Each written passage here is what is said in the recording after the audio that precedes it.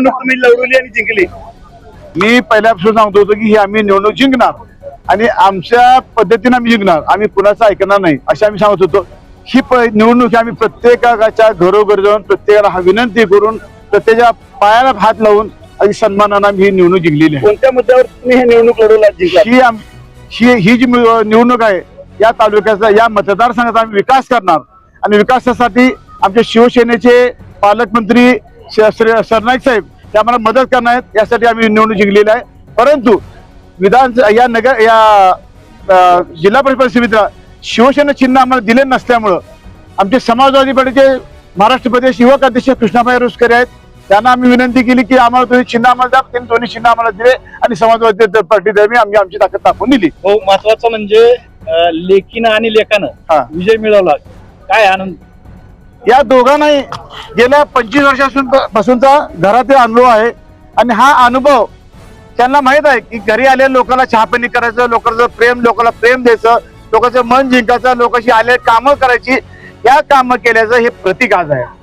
त्यामुळं जनतेने मला सहकार्य केलेलं, माझ्या दोन्ही लेकराला सहकार्य केलेलं आहे. पुढील दिशा काय असेल आता? पुढील दिशा उद्याच्या जिल्हा पंचायत जिल्हा परिषद आम्ही आमच्या सर्व कार्यकर्त्याला विचारात घेऊ आणि आम्ही निर्णय विचारात घेऊन करू.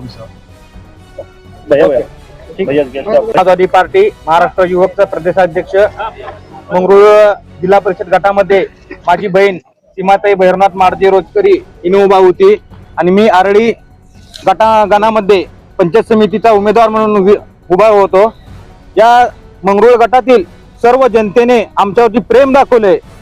खरोखर मनापासून सर्वांचे मी आभार मानतो आणि जनतेचे काम करण्यासाठी मी कधीही तत्पर आहे. माझ्या वडिलांनी आजपर्यंत 25 ते 30 वर्ष झालं या गोरगरीब जनतेचे काम केलेले आहेत. त्याचं फळ आज मला मिळालेलं आहे, माझ्या बहिणीला मिळालेलं आहे.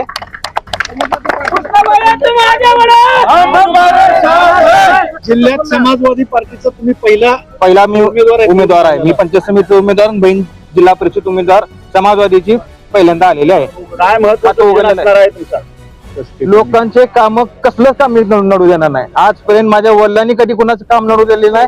रस्ते असू द्या, पंचायत समितीच्या जी काही स्कीम आहेत ती सगळ्या स्कीम मी गोरगरिबापर्यंत पोहोचण्याचं काम मी करणार आहे. खूप मोठा राजकीय वारसा तुम्हाला लाभलेला आहे, आज विजय प्राप्त केलात, काय भावना आहेत?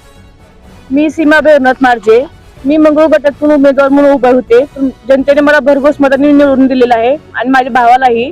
कारण माझ्या वडिलांनी 25 वर्ष ह्या तालुक्यात खूप कष्ट केले, लोकांची कुठलेही काम कधीच नडू दिलेलं नाही.